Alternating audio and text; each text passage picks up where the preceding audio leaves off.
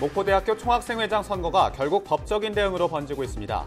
선거 결과를 놓고 서로의 입장이 엇갈리면서 잡음이 일고 있습니다.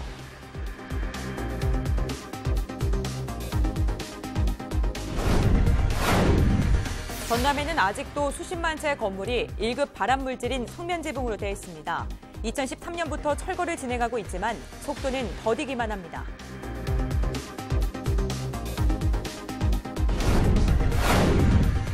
올해 여수 산단에 GS칼텍스와 LG화학이 5조 원이 넘는 예산을 들여 공장을 짓습니다. 대규모 투자가 동시에 이뤄지는 만큼 여수시가 종합지원 대책을 발표했습니다.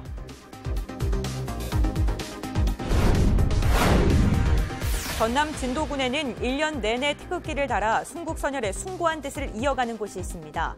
하지만 정읍에서는 친일 행적을 보인 작가의 작품을 전시하면서 논란이 일고 있습니다.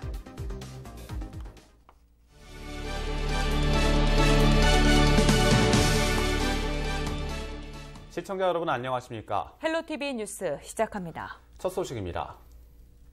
목포대학교 총학생회장 선거가 결국 법적인 대응으로 번지고 있습니다. 당선자가 나왔지만 과반수 투표에 과반수를 득표해야 한다는 세칙을 만족하지 못하면서 문제가 된 건데요. 낙선 후보 측은 당선자에 대한 효력 정지를 신청하는 한편 선거 과정에서 모욕적인 발언을 했다는 이유로 당선자의 지인을 고소했습니다. 고정민 기자가 취재했습니다. 지난해 말 치러진 목포대학교 총학생회장 선거. 2명의 후보가 경합을 벌인 끝에 기호 1번이 당선됐습니다. 하지만 낙선 후보가 선거 결과를 받아들일 수 없다며 이의를 제기했습니다. 선거에 앞서 총학생회 확대운영위원회에서 개정한 세칙을 따르면 당선 기준에 미치지 못했다는 겁니다. 세칙 자체도 이제 재투표라든지 거기에 대한 방대 자체가 하나도 없거든요. 그리고 뭐 효력이 발생한다 이것도 18년도 5월에 개정했다고 하면서 효력 발생은 17년도 이렇게 되어 있고. 세칙에 새롭게 추가된 당선 기준은 과반수 투표에 과반수 득표. 당선자는 1,407표, 낙선 후보는 1,087표를 얻어 투표율이 과반수를 넘겼지만 당선자의 득표율은 37%에 그쳤습니다. 결국 낙선 후보는 재선거를 요구했지만 총학생회 선거관리위원회가 받아들이지 않자 검찰에 효력 정지 신청을 했습니다. 총학생회 선관위는 당초 세칙 변경안이 과반수 투표의 다득표였고 이의제기 기한도 늦어진 만큼 재선거 요청을 기각할 수밖에 없었다는 입장입니다. 세칙 파일을 이제 수정을 하면서 혼란이 있었는지 이제 과반수 투표에 과반수 투표라고 적어버리게 돼서 이제 그 부분이 문제가 된 거죠. 당선자는 재선거로 이어지면 피해는 고스란히 학생들의 몫이라며 불편한 심기를 드러냈습니다. 재선거를 한다. 학생회가 존재해야 될 그 시간에 없다면 학생들의 입을 피해에 대해서 누구도 보상해줄 수 없습니다. 낙선 후보가 문제를 제기한 건 이뿐만이 아닙니다. 선거 과정에서 당선자의 지인이자 조교 신분인 교직원이 출마를 포기하라는 식의 모욕적인 언행을 했다며 상대방을 고소한 겁니다. 정자익보다는 죽여버린다. 그런 등 뭐 선거가 네가 될 것 같냐. 포기해라. 다시 한번 생각해봐라. 저에게 이제 모호한 욕설하고 이제 뭐 험한 이제 협박감도 느꼈기 때문에 고소장을 접수를 했습니다. 이에 대해 해당 조교는 자신이 선거에 개입한 적이 없고 술자리에서 벌어진 일인 만큼 당시 상황이 잘 기억나지 않는다고 밝혔습니다. 제가 뭐 획을 만들어서 이해 못하게 해 이런 것도 아니고 계속 선거 개입이라고 술집에서 그랬어요. 제가 많이 취한 2차 자리 솔직히 기억나는 게 많이 없어요. 선거 결과를 놓고 서로의 입장이 엇갈리면서 잡음 일고 있는 목포대 총학생회 선거.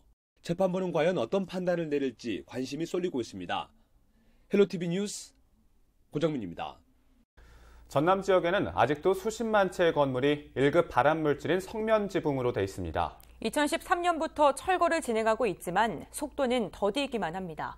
자세한 내용을 송유찬 기자가 취재했습니다. 전남 장흥군의 한 마을입니다. 성면 슬레이트 지붕으로 덮인 주택들이 빼곡히 들어서 있습니다.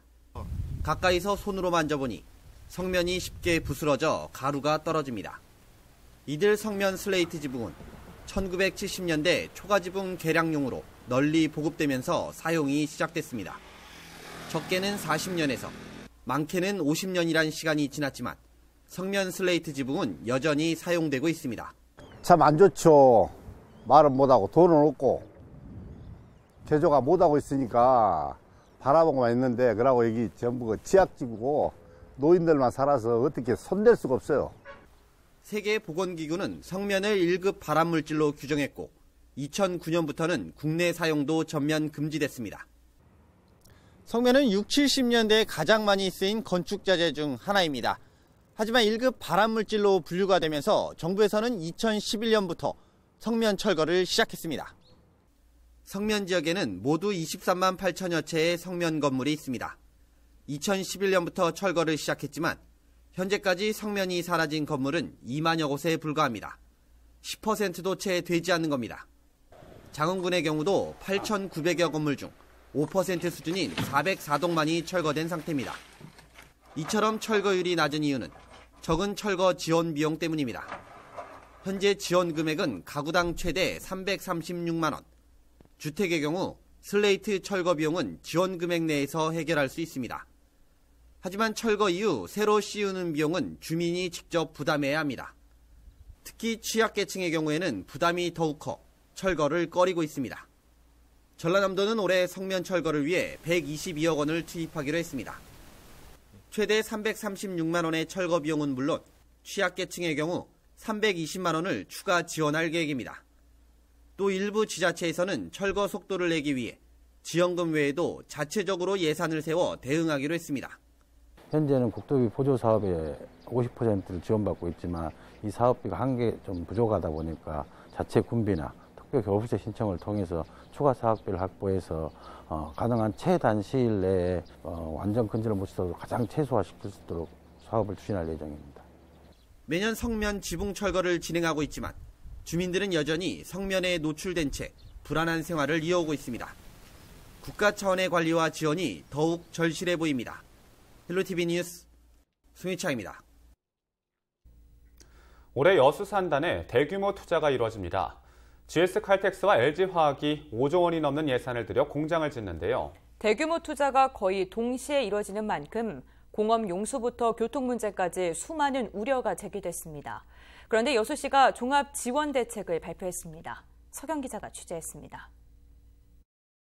올해 하반기부터 GS칼텍스와 LG화학이 공장을 신설합니다. 공장 규모는 모두 5조 원대로 GS칼텍스는 올레핀 생산 공장을, LG화학은 납사 분해 시설과 올레핀 생산 공장을 짓기로 결정한 상태입니다. 공사가 시작되면 하루 최대 10,000여 명이 넘는 건설 근로자가 투입될 전망인데 산단 내 교통량이 폭발적으로 증가하고 숙소가 부족할 것이라는 우려가 나옵니다. 이런 상황에서 여수시가 건설 근로자들을 위한 주거 교통 지원 대책을 발표했습니다. 시는 빈 원룸이나 아파트 공실을 활용해서 근로자 숙소로 쓸 수 있도록 연결하기로 했습니다. 석창 부근에 임시주차장을 설치하고 산단으로 들어가는 셔틀버스를 운행해서 교통량을 최소화할 방침입니다. 산단 들어가기 전에 큰 주차장을 만들어 놓고 거기에서 셔틀버스로 운행하는 그 방법이 가장 효율적이다 그래서 그런 부지를 지금 찾고 있습니다. 공업용수 부족 문제도 해결될 전망입니다. 여수시는 광양 수어댐에서 여수산단까지 51.6km 관로 개선 사업을 추진하기로 했습니다. 폐수 처리 시설도 추가될 예정인데 폐수 처리 용량을 18만 톤까지 늘릴 수 있도록 환경부에 건의한 상태입니다.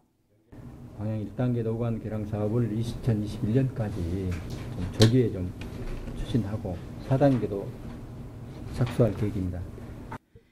오는 2021년까지 5조 3천억 원대 대규모 공장 증설을 마무리 지을 계획인 GS칼텍스와 LG화학.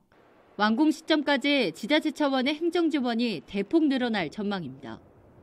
헬로티비 뉴스 서경입니다.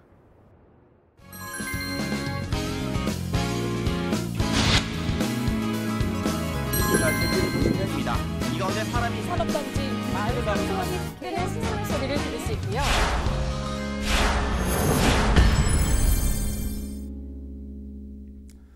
일 년 365일 내내 태극기를 달아서 태극기 마을로 불리는 곳이 있습니다. 바로 전남 진도군 송산마을이 주인공인데요. 무려 10년째 나라 사랑 정신을 이어오고 있습니다. 유슬지 기자가 다녀왔습니다. 마을 어귀로 들어서자 일렬로 줄을 지어 서 있는 태극기가 눈에 띕니다. 마을 회관은 물론 집 대문마다 태극기가 바람에 힘차게 펄럭입니다. 진도 송산마을은 모두 36가구, 70여 명이 모여 사는 작은 마을입니다. 이곳에 걸려있는 태극기는 모두 100여 개. 주민보다 더 많은 태극기가 비가 오나 눈이 오나 그 자리를 지키고 있습니다. 진도군 송산마을은 지난 2009년 3.1절과 민족대표 33인을 기려 각각 31개와 33개의 태극기를 내걸었는데요. 이를 시작으로 벌써 10년째 태극기 물결을 이어오고 있습니다. 송산마을은 진도를 대표하는 항일 독립지사인 박종식 선생의 고향입니다. 이를 기리기 위해 마을 주민과 향후는 태극기를 개양하고 추모비를 건립했습니다. 항일 독립주사 박종식 공의 기념비가 세워져 있습니다. 그래서 이런 훌륭한 분이 우리 마을에 계시는데 그 큰 뜻을 후세들이 알리고자 이렇게 365일 태극기를 개양하고 있습니다. 100여 개의 태극기는 3달 정도면 비바람에 낡고 해져 1년에 5번 정도 새 것으로 교체합니다. 대를 이어 태극기를 관리하는 박준범 씨는 태극기를 볼 때마다 독립투사의 감사함과 숭고한 뜻을 가슴 깊이 새긴다고 밝혔습니다. 그 독립투사의 그 고마운 숭고한 뜻을 가슴속에 간직하고 나는 대한민국 국민이다. 자부심을 가지고 그 낡은 태극기를 새로 이렇게 새 태극기로 갈고 나면은 채 있는 게 쑥 내려가는 듯이 그렇게 항상 기분이 맑고 깨끗하고 좋습니다. 마을 주민도 태극기 마을이라 불리는 특별함과 함께 마을 자체가 애국심의 상징이라며 자부심을 드러냈습니다. 이렇게 함으로써 우리 후손들이 나라 사랑하는 애국심도 가지고 자부심 갖고 아무래도 이때 되면 더 그러고 우리 태극기 마을로서 이렇게 자부심 긍지 같은 게 이제 딴 주민보다도 더 남다르죠. 3.1운동 100주년이라는 뜻깊은 해를 맞은 올해 자랑스런 100년의 역사를 잊지 않겠다는 약속이 오늘도 하늘 높이 펄럭이고 있습니다. 헬로티비 뉴스 유슬지입니다. 올해는 3.1운동 100주년을 맞으면서 독립운동에 대한 순국 선열들의 노력을 되새겨야 할 중요한 시기입니다. 정읍시립미술관이 친일 행적을 보인 작가들의 예술작품을 전시하면서 논란이 일고 있는데요. 이런 친일 작가들에 대해 재평가를 해야 한다는 주장이 나오고 있습니다. 우리가 미처 몰랐던 친일 예술가 논란에 대해 이진철 기자가 보도합니다. 우리가 하루에도 여러 번 사용하는 만원권 지폐. 이 지폐 안에는 우리 역사의 아픈 사실이 숨겨져 있습니다. 네? 어렵죠. 그 김기창이라는 그 작가분께서 그리셨는데 혹시 네. 이름은 들어보셨어요? 김기창 아니요. 아. 사람들이 이제 그린 사람에 대해서는 잘 모르잖아요. 저도 방금 듣고 안 건데 그린 사람이 또 친일 쪽에 일을 했다는 거에 대해서는 굉장히 좀 충격적이고 저는 모르겠습니다. 좀 그렇게 좋게는 느껴지지 않는 것 같아요. 네. 빨리 바꿔야 될 것 같네요. 왜냐면 우리나라 돈인데 친일이 그런 사람이 쓴 그림이 있는 돈을 쓰면 좀 한국 지폐인데 뭔가 한국 지폐가 아닌 느낌이 드네요. 그림을 바꿔야 되지 않을까요? 왜요? 일단 친일파가 그린 거니까. 이 만원권 지폐 안에 담긴 우리가 미처 알지 못한 역사적 사실처럼 우리가 일상생활 속에서 그냥 지나치고 넘어가는 역사적 진실들이 아주 많이 있습니다. 최근 정읍시립미술관에서는 우리나라 근현대 예술가들의 작품을 전시하고 있습니다. 전시되고 있는 작품 가운데 친일 행적이 드러난 작가의 작품이 있어 논란이 되고 있습니다. 일제강점기 군국주의 찬양 작품을 출품했던 김기창 선생의 농악부터 3.1 문화상을 받았지만 친일 행각이 발각되어 친일 인명사전에 등재된 김은호의 승모까지 전시되어 있습니다. 김기창과 김은호와 같이 최근 들어 유명한 작가들의 친일 행각이 밝혀지고 있는 가운데 친일 행각을 벌인 예술가들의 작품에 대해서 철거가 이루어지는 등 재평가를 해야 한다는 주장이 나오고 있습니다. 정읍시가 시민단체와 함께 우리 지역에 어떤 친일파 관련된 것들이 있는지 파악해서 시급히 개선해 나갔으면 좋겠습니다. 역사를 잊은 민족에게 미래가 없다라고 말한 독립운동가 신채호 선생의 말처럼 3.1운동 100주년을 맞은 지금 우리 역사 바로 알아가기에 힘써야 할 때입니다. 헬로티비 뉴스 이진철입니다. 3.1운동과 대한민국 임시정부 수립 100주년을 맞아 여수 지역 곳곳에서 기념 행사가 열립니다. 여수시는 3월 1일 오전 10시 이순신공원에서 100주년 3.1절 행사가 열리며 11시 30분부터는 윤형숙 열사 묘소 참배 행사가 진행된다고 밝혔습니다. 또한 독립운동가 후손 이문봉 씨의 기미 독립선언 낭독과 주모사, 박종길 역사학자의 윤형숙, 윤자한 열사 소개가 이어질 예정입니다. 지난달 전라남도에서 인구 순 유출이 전국 17개 시도 중에 가장 많은 것으로 나타났습니다. 통계청이 27일 발표한 1월 국내 인구 이동 보고서를 보면 지난달 이동자는 66만 7천 명으로 1년 전보다 0.7%인 5천 명 늘어났습니다. 이 가운데 시도 내 이동은 64.2%, 시도 간 이동은 35.8%를 차지했습니다. 1년 전과 비교하면 각각 0.8%, 0.6% 늘어난 수치입니다. 순유입은 경기도가 11,183명으로 가장 많았고 세종 2,457명, 인천 918명 순입니다. 반면 전남은 3,465명이 빠져나가 순유출 규모가 가장 컸습니다. 뒤이어 부산이 마이너스 2,558명, 경북이 마이너스 2,123명 순이었습니다. 전라남도는 지난해 1억 원 이상 고소득을 올린 어가가 전년보다 65어가 늘어난 2,413어가로 집계된다고 밝혔습니다. 전남 전체 18,871어가의 12.8%를 차지하는 규모로 지역 수산물 생산량 증가와 수출 호조가 크게 영향을 미친 것으로 분석되고 있습니다. 소득 규모별로는 1억 원 이상 2억 원 미만이 1,318어가로 고소득 어가의 55%를 차지했습니다. 2억 원 이상 5억 원 미만은 857어가로 36%, 5억 원 이상도 238어가로 10%입니다. 업종별로는 전복과 굴, 꼬막 등 폐류 양식이 전체의 30%인 730어가로 가장 많았고 해조류 양식이 592어가, 어선어업 420어가, 가공 유통 분야 304어가, 어류 양식 210어가 등의 순입니다. 지난해 고수온과 태풍 피해에 따른 어패류 양식 분야의 고소득 어가 수는 다소 줄었지만 어황 호조로 참조기와 멸치 등의 어항량이 크게 늘어 어선 어업 분야에서는 큰 증가세를 보였습니다. 전라남도 선거관리위원회가 제2회 전국 동시조합장 선거와 관련해 각종 기부 행위를 적발해 고발 조치했습니다. 전남 선관위는 지난해 12월 임직원 40여 명에게 400만 원어치의 음식물을 제공한 조합장 A씨와 직원을 광주지검 순천지청에 고발했다고 밝혔습니다. 선관위는 또 지난달 조합원에게 지지를 호소하면서 현금 100만 원이 든 봉투를 건네고 다른 조합원에게도 금품을 제공하려고 한 조합 입후보 예정자를 광주지검 해남지청에 고발했습니다. 전남 선관위는 조합장 선거와 관련해 현재까지 8건을 고발하고 3건은 수사를 의뢰했으며 27건은 경고 조치했습니다. 해군이 바다에서 임무를 수행하던 중 불이 난 어선을 발견해 선원 2명을 무사히 구조했습니다. 목포 해양경찰서는 27일 오전 10시쯤 전남 신안군 자라도 인근 해상을 지나던 19톤급 어선에서 불이 났다는 신고를 받았습니다. 해경은 즉시 경비정을 출동시켰지만 가까운 파출소가 20km 이상 떨어져 있어 20에서 30분 뒤에 도착할 상황이었습니다.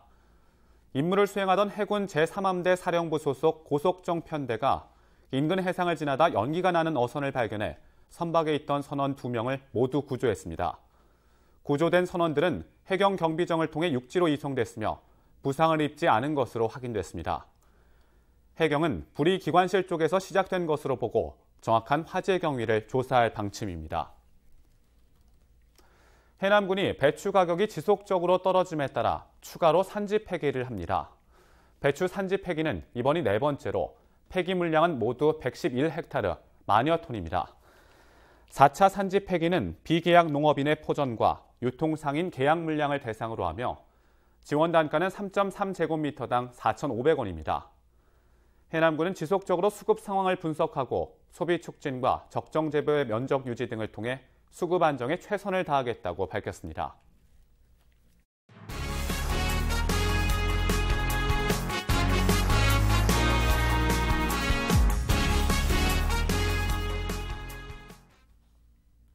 신안군이 세계 폐류 박물관을 조성합니다. 신안군이 27일 땅끝해양 자연사 박물관과 업무 협약을 맺고 오는 7월 개관을 목표로 전시장과 체험장, 수장고 등을 갖춘 자읍면 양산해변 일원에 짓기로 했습니다. 폐류 작품들은 박물관에서 보유한 10,000여 점의 희귀한 조개와 고등을 기증받아 전시하기로 했습니다. 완도군이 세계 중요 농업유산 보전관리 사업으로 선정된 청산도 구들장론을 복원합니다. 완도군은 오는 2022년까지 매년 2억 원의 사업비를 들여 구들장론 경관을 조성하고 휴경된 전답을 복원하는 사업을 추진하고 있습니다. 올해는 2억 5천만 원을 들여 관광 안내 표지판 3개를 설치하고 양지리와 상서리 일대 구들장론 묵은론을 복원할 계획입니다. 청산도 구들장론은 지난 2014년 세계 식량 농업기구의 세계 중요 농업유산으로 등재됐습니다. 우리 지역의 이슈 콕 짚어봅니다. 헬로 이슈 토크. 지역의 현안을 시시각각 다뤄보는 헬로 이슈 토크 시간입니다. 최근 전남 곳곳에서는 낡은 도심을 되살리는 도시재생을 추진하고 있습니다. 하지만 부동산 투기 논란과 주민 참여 부족 등으로 속도를 내지 못하고 있는데요. 전남에서 추진하는 도시재생과 이를 통한 효과에 대해 이야기 나눠보겠습니다.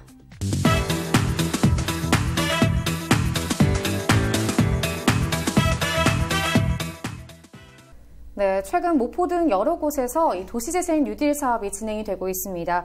먼저 이 사업에 대한 설명이 좀 필요할 것 같은데요. 네, 도시재생은 대한국토부 그리고 도시계획학회에서 발간한 도시재생을 참고로 해서 말씀드리자면 네. 도시재생은 1960년대 이후 우리나라에 급속한 그 산업화 및 도시화로 산업구조의 변화와 신도시, 신시가지로 중심의 그 네. 도심부가 도시 확장으로 인해서 상대적으로 쇠퇴되고 있는 기존 구시가지의 기반 시설의 노후화 및 상업 기능의 쇠퇴 그리고 도심 공동화 등과 같은 상황에 새로운 기능을 도입하고 창출함으로써 물리적, 환경적, 그리고 경제적, 그리고 사회적, 문화적 측면에서 재활성화 또는 부흥시킨다는 포괄적 사업을 의미하고 있습니다. 네. 좀 더 쉽게 말한다면 1960년대 이후에 도시계획은 건축적으로 새로운 것을 건설하는 것으로 추진하여 50여 년 이상을 갖다 추진해 왔어요. 네.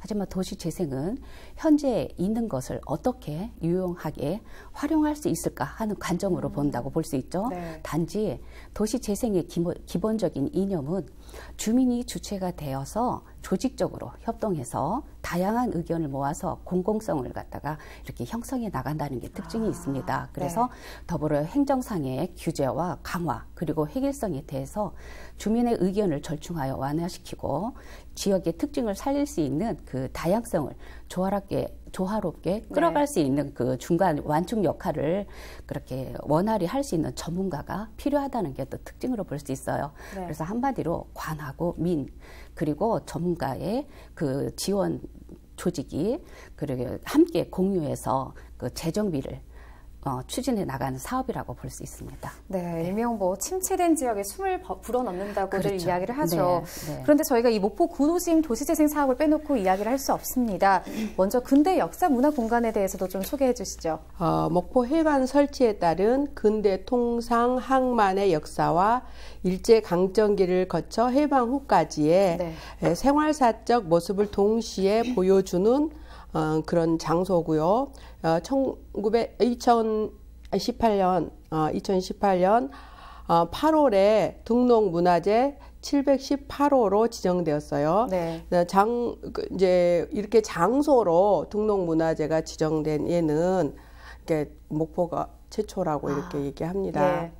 그러면 우리 목포에서 근대 역사 공간을 찾아가는 방법은 목포역에서 시작해서 오거리 방향으로 가시면 오거리 거기서부터 시작합니다. 네. 오거리에서 선창 쪽 방향으로 내려가서 한 구간만 가다 보면 김영자 갤러리가 있어요. 네. 이제 옛날에 화신백화점 자리인데 거기에서 오른쪽 방향으로 그냥 쭉 가시다 보면은 그 공간 자체가 근대 역사 공간이고 거기에서 유달 초등학교 앞에까지 이렇게 구역이 정해졌습니다. 네, 조금 더 추가적인 설명 들어볼까요? 네, 저 목포 근대 문화 공간의 그 특이성은 근대 초기의 역사적 그 공간 구조가 현재까지 계속적으로 생활 거주 공간으로 지속되어 왔다는 점이 특징입니다. 이러한 관점에서 볼 때 어느 한 지역의 가로를 중심적으로 그 역사적 가치를 중요시하는 것이 아니라 지역별로 형성되었던 그 당시에 그 전용 주택지역, 그리고 상업지역, 그리고 공업지역, 그리고 유흥지역으로 구분되었던 지역의 그 공간 구조에 관해서 좀 더 전체적인 역사 가치를 더 상세히 조사하고 분석해 낼 필요가 있어요. 그래서 더불어 이 외국 사람의 그 이문화 생활 공간 구조가 1945년 이후부터 현재 이르기까지 우리나라 사람들이 생활하면서 어떻게 개조하고 변형이 되었는지 이러한 기본적인 거주 형태를 분석하는 것이 먼저 우선 추진되어야 한다고 생각을 합니다. 그래서 단지 겉으로 보이는 그 문화적 가치만 논할 게 아니라 생활 공간의 변천 과정을 조사 연구로 우리나라의 거주 문화와 외국인의 그 이문화와의 차이점을 명백히 찾은 것, 그게 좀 더 관찰하는 게 그게 더 중요하다고 생각합니다. 그래서 특히 아직 조사되지 않은 건축물이나 또 가로 경관 등을 구체적으로 좀 더 학술적으로 그 연구 자료를 만들어 놓는 게 우선 시급하지 않을까 하고 판단했습니다. 네, 이렇게 두 분 이야기를 통해서 근대 역사 문화 공간을 한번 쭉 그려봤는데요.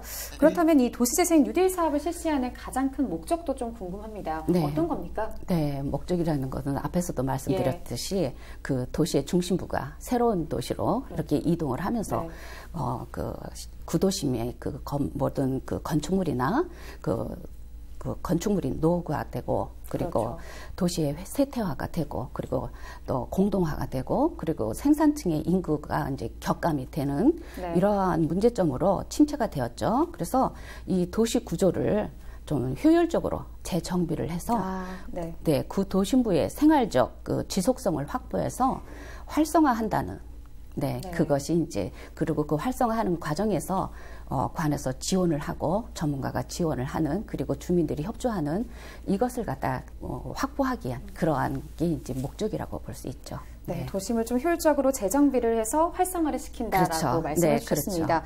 특히나 해설사께서는 현장에도 직접 계시지 않습니까? 이 도시재생 뉴딜 사업에 대해서 어떻게 생각하시는지도 좀 궁금한데요. 네, 소장님이 방금 말씀하셨듯이 뭐 복지 향상과 지역 경제 활성화를 일으키고 또 일자리를 창출한다고 그랬잖아요. 지금 저희가 옛날하고 달라진 게 뭐냐면은 유입 인구가 그러니까 관광객이든지 또는 거기다 새로운 사업을 하려고 오시는 분들이든지 옛날에 비해서 사람이 굉장히 많아졌어요.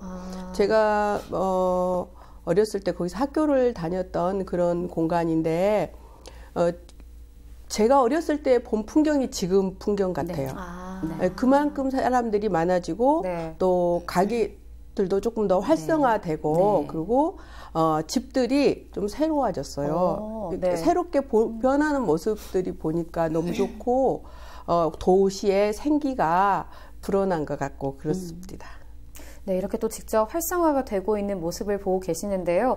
그렇다면 이 도시재생 뉴딜 사업이 구도심 재생의 해결책이라고 보시는지도 궁금합니다. 다른 방법이 있으면 더욱 좋겠지만 우리가 지금 가지고 있는 어떤 자원이 문화유산이잖아요. 그렇다고 보면은 거기에 문화유산을 통해서 도시를 재생시키고 거기에 새로운 일자리를 창출한다는 것은 지역 시민으로서 바람직하다고 생각합니다. 그렇다면 현장이나 관광객 반응도 마찬가지인 건가요?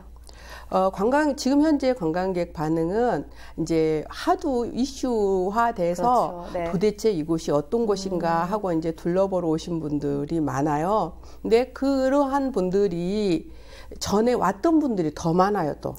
내가 전에 거기서 살았고 또는 전에 목포를 다녀갔던 그곳인데 한번 가보자.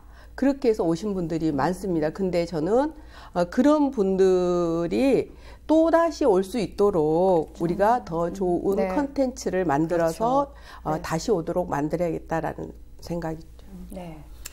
네, 조금 전에 선생님께서 말씀하셨는데 그 뉴딜 사업의 그 근본적인 활동 주체가 그 지역 주민들의 그 적극적인 참여와 네. 그리고 중간 지원자의 전문가 그리고 행정기관의 협력과 그 역량 강화를 통해서 함께 공동체적인 도시 재생 사업을 실시한다면 좀 더 구도심의 그 재정비가 성공적으로 해결책을 찾아낼 수 있지 않을까라고 생각합니다. 네. 네, 하지만 이에 대한 우려의 목소리도 많은 게 사실인데요. 원도심 활성화로 인해서 기존 주민이 떠나는 경우도 좀 부작용이 있습니다. 어떻게 좀 진행이 되어야 할까요? 이 부분에 대해서도 일전에 그 민속마을에서도 좀 반영이 됐던 부분인데 그 관광객으로 인해서 그 개인의 사생활이 좀 이렇게 침해를 받는 그런 경향이 참 있고 지금도 또 문제점이 좀 발생되고 있죠. 이런 부분에서 본다면 그 관광객의 그 급증으로 불편을 겪을 수 있는 그런 점을 감안을 한다면 그 개인적인 그 사생활을 지키기 위해서 그 유지해야 될 필요성을 이제 좀 본다면 그러면 관광객에 대해서 지켜야 할 매너라든가 이런 안내와 그리고 또 거주 공간을 그 개방하는 시범 가옥을 이렇게 선정을 해서 그에 따른 대책을 갖다가 이렇게 지원하는 게 우선 필요하지 않을까라고 생각을 합니다. 그리고 그 지역을 떠나기 전에 그 마을 공동체나 그리고 각종 그 단체를 조성해서 그 주민의 자주적인 그 활동으로 적극적으로 참여해가지고 문제점을 제기해가지고 같이 그 문제점을 찾아나가는 그런 방법을 좀 권유하고 싶습니다. 네, 해설사 의견도 좀 궁금한데요. 어떻게 보십니까? 방금 우리 염규환 소장님 말씀하셨잖아요. 지역 주민이 참여가 꼭 필요하다고 그리고 그런 분들의 관심을 이끌어내야 된다고 이렇게 얘기하셨는데 실은 저희가 이제 그 동네에서 근무하다 보면은 지역 주민들 목소리를 많이 듣게 돼요. 그렇죠. 근데 요즘에 이제 3.1절 100주년 기념으로 해서 거기가 태극기를 다 이렇게 집집마다 꽂아놨어요. 근데 또 너무 막 가슴이 쿵쾅거리더라고요. 옛날에 강점기 때 일본인들이 많이 살았던 곳에 우리 태극기를 휘날리고 있다는 그런 감동과 또 그런 공간에 또 관광객들이 와서 느끼는 감동 또한 다르다고 이렇게 얘기를 하더라고요. 그리고 지역 주민이 거기에 태극기가 봉이 하나 있는데 그 위에 그 봉 위에 그 무궁화로 된 거 봉우리가 하나 빠졌다고 그거를 신고를 이제 와서 이거 좀 다시 끼워달라고 이렇게 얘기하고 그런 거를 또 봤을 때 지역 주민이 이렇게 관심을 갖고 얘기를 해주니까 너무 좋고 또 하나는 그곳에서 이제 그 게스트하우스 하시는 분이에요. 근데 지금 꽃이 필 철이 아닌데 관광객들이 오니까 너무 좋다고 꽃을 5만 원어치를 사다가 집 앞에다 딱 이렇게 피워놓은 거 이렇게 꽃을 펼쳐놨더라고요.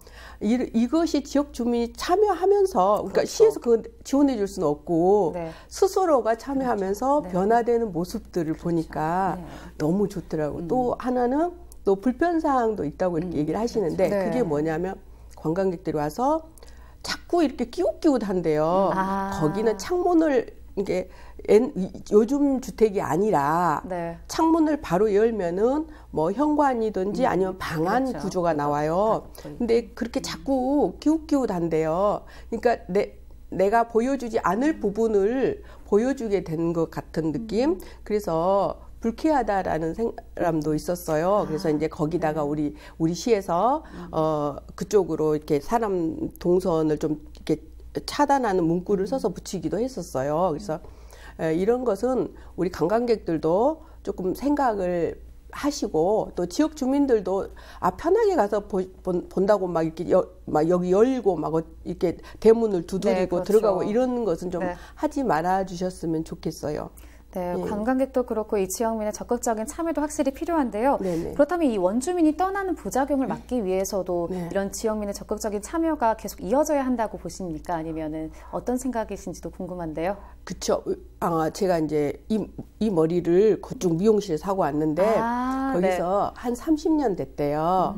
근데 그분이 그쪽을 떠나지 못하는 이유가 있어요. 어떤 건가요? 오시는 분들이 계속해서 오시는데 근데 같이 늙어가는 거야. 비장원 장소도 늙어가고 네. 있고 또 본인도 늙어가고 있고 고객도 늙어가고 있고 그래서 안 떠나고 싶다고 친구를 이렇게 잃은 것 같아서 안 네. 떠나고 싶다고 네. 거기 계속 있고 싶다고 그러더라고요. 또 새로 오신 분들은 거기서 산 분들이에요. 어렸을 때 거기서 살았는데 지금은 30대 후반 청년이 돼가지고 그 유달 사진관이라고 새로 사진관을 차렸어요. 네. 근데 월세가 만만치 않아요. 월세 40만 원씩을 냈더라고요. 네. 근데 그걸 내더라도 나는 여기서 내가 어렸을 때 자랐던 내 추억이 있는 이 공간에서 네. 나는 사업을 하고 싶다 이렇게 한 거예요. 그래서 너무 감사해가지고 손님들 오면 많이 소개도 시키고 그러는데 거기 잘 되는 사진관 중에 하나예요. 네. 그렇게 이제 많이 오기도 하고 지역민들도 소중하게 여기고 그러니까 보기 좋더라고요. 네, 이렇게 추억을 또 함께 만들어가고 있는데요. 네. 앞서 말씀하셨듯이 도시재생 뉴딜 사업으로 인한 부동산 시장 과열도 조금 우려가 됩니다. 실제 어떻게 되고 있는지 말씀 좀 전해주시죠. 네, 저는 뭐 피부로 직접 느끼기보다는 예. 2009년부터 이제 거진 10년을 갖다가 목포를 예. 중점으로 해서 이렇게 조사를 하면서 봤지만 이 부동산에 저기는 조금 변화는 생겼다고, 네, 피부적으로도. 뭐 네. 조금, 제가 직접적인 피부가 아니라, 네, 간접적으로도 이렇게 보면 그 부분은 좀 이렇게 달라진 부분은 느끼고 있습니다. 어느 부분에서는 좀 좋아졌다고 저는 생각을 합니다. 네. 주민들이 오히려 더 적극적으로 이제 본인들의 그 가옥이라든가 마을을 지키려고 하는 의식이 좀 고조가 됐고, 네. 그래서 좀 더 깨끗하게 또 청소도 하려고 하는, 그리고 또 새로 뭔가 정비를 하려고 하는 그 마음가짐이 이렇게 재정비 됐다는 자체에서 저는 굉장히 어느 부분에선 지금 좋은 반면으로 좀 생각하고 있습니다. 네. 그렇다면 또 실제로 체감하신지도 궁금한데요. 어떻게 네. 생각하십니까? 이제 생기가 도니까 네. 일단 가면은 식당에 가면은 살이 이제 그 사장님 살이 쏙 빠져 있었어요. 그래서 왜 살이 쏙 빠졌어요? 그랬더니 예. 사람들이 너무 많이 와서 진짜 그 잠을 안 자고 이제 음식을 준비해야 했대요. 네. 지금 현재 그러고 있어요. 그런 모습들 보면서 완전 좀 이렇게 왠지 뿌듯해지고 목포가 다시 살아난다는 느낌도 받고 좋습니다. 네, 뭐 그렇다면 이 목포 도시재생 뉴딜 사업으로 인한 앞으로의 기대 효과도 좀 궁금합니다. 어떻게 보십니까? 네, 기대 효과는 아까도 말씀드렸듯이 지금 비어 있는 집이라든가 네. 이렇게 노후화된 건물들이 재정비됨으로써, 그리고 또 유효하게 이용을 하게 되면 그 지역의 활성화가 이제 가능하게 될 거라고 기대를 네. 할 수 있고요. 그리고 주민 자치가 마을 공동체 협의회로 그 마을 기업을 조성함으로써 그 지역 상품을 또 이제 개발을 함으로써 또 일자리를 창출하고, 그리고 자립심, 그리고 상생, 서로 이렇게 도와줘서 상생을 하고, 네. 그리고 협동심이 고조되는 걸 이제 기대를 할 수 있죠. 그리고 근린 지역, 그러니까 목포를 중심으로 해서 섬마을이라든가 신안이라든가 이런 근린 지역과의 그 연계성이 이제 확립이 될 가능성이 크고요. 네. 그리고 그 근대 역사 거리의 보존 또 복원으로 서남 지역의 그리고 아주 뭐 세계적으로 네. 좀 이제 앞으로 근대 관광지로 이제 부각이 될 수 있는 가능성을 이제 그 기대는 굉장히 크지 않을까라고 봅니다. 네, 이렇게 경제적인 측면에서도 좀 기대가 네. 되고 네. 문화 관광적인 면에서도 기대가 되는데요. 그렇죠. 네. 그렇다면 이걸 좀 어떻게 꾸려나가야 될지도 좀 궁금합니다. 문화 관광적인 면을 조금 살리면 좋을 것 같은데 네. 어떻게 해나가야 할까요? 네, 앞에서도 말씀드렸지만 예. 반복되는 말씀이지만 주민 자치적인 네. 그런 협동으로 마을을 이렇게 만들어가야 된다는 그런 마음가짐이 가장 먼저 필요하다고 생각합니다. 네. 그리고 한마디로 주민들의 그 의식 개선이 먼저 이렇게 개선이 돼야 되는 점이 중요하고요. 그리고 친절한 서비스, 그리고 깨끗하고 따뜻한 마음으로 내 손님을 맞이한다는 그런 준비가 필요하겠죠. 그래서 한두 사람이 아닌 상업을 하는 사람이 목적이 아닌 우리 그 목포 주민들 전체가 그러한 마음을 가져야 된다는 게 좀 필요하고요. 그리고 관광객이 그 주민과 함께 그 공유하는 지역적 그 특화 상품의 개발로, 그러니까 그 관광 사업이 오히려 어떠한 손님을 관광객을 불러들인다라는 개념보다는 이 전체적으로 이 뭐랄까 목포가 우리 그 대한민국의 한 공간이라는 점을 갖다가 널리 알릴 수 있는 그런 마음가짐으로 이렇게 참여해야 되지 않을까라는 게 이제 좀 생각하고 있습니다. 네, 그렇다면 해설사로서 좀 어떤 점이 앞으로 기대가 되십니까? 지금 우리가 해설사라고 하는 직업이 관광객이 와야만이 또 그를 많이 이렇게 알리는 역할을 하지 않습니까? 네.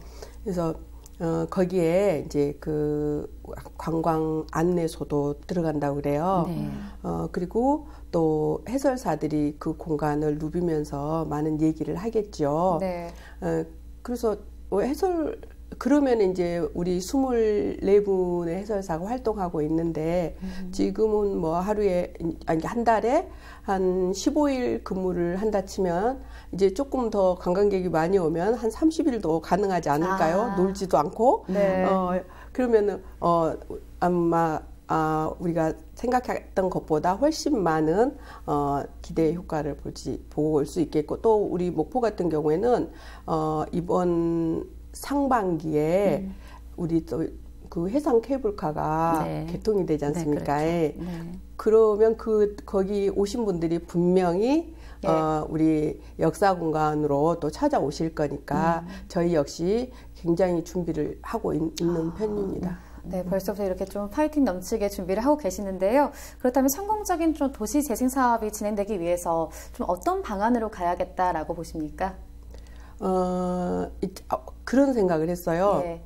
저희 한복이 요즘 개량을 입냐 아니면은 전통을 입냐, 이렇게 이렇게 두 의견이 있는 것처럼 이게 도시 뉴딜 사업도 마찬가지인 것 같아요.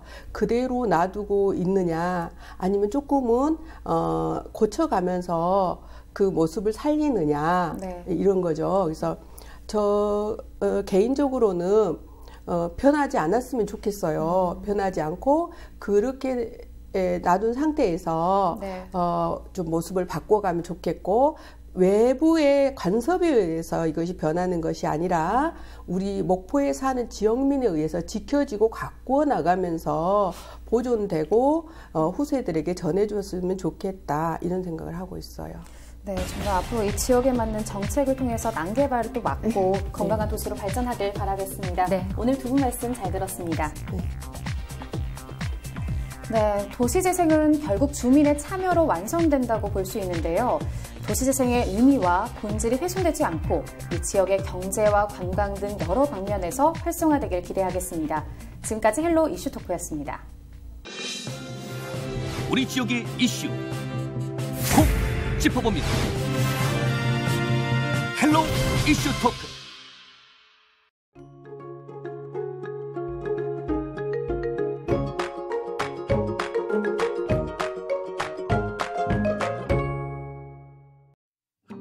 요즘 건조한 날씨가 계속되고 있는데요.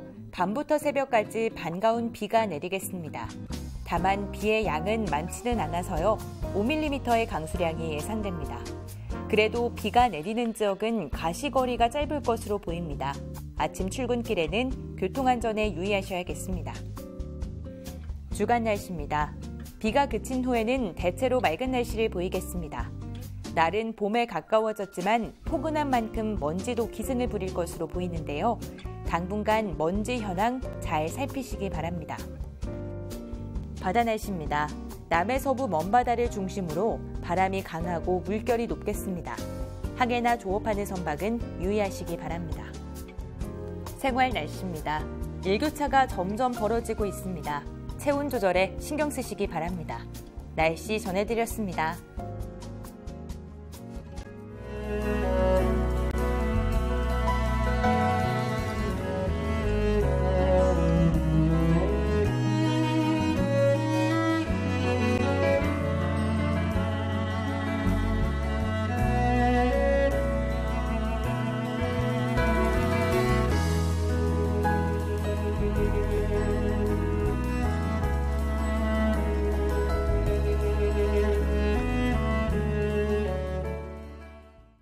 이상으로 헬로티비 뉴스를 마칩니다. 저희는 언제나 지역 주민 여러분 곁에 있겠습니다.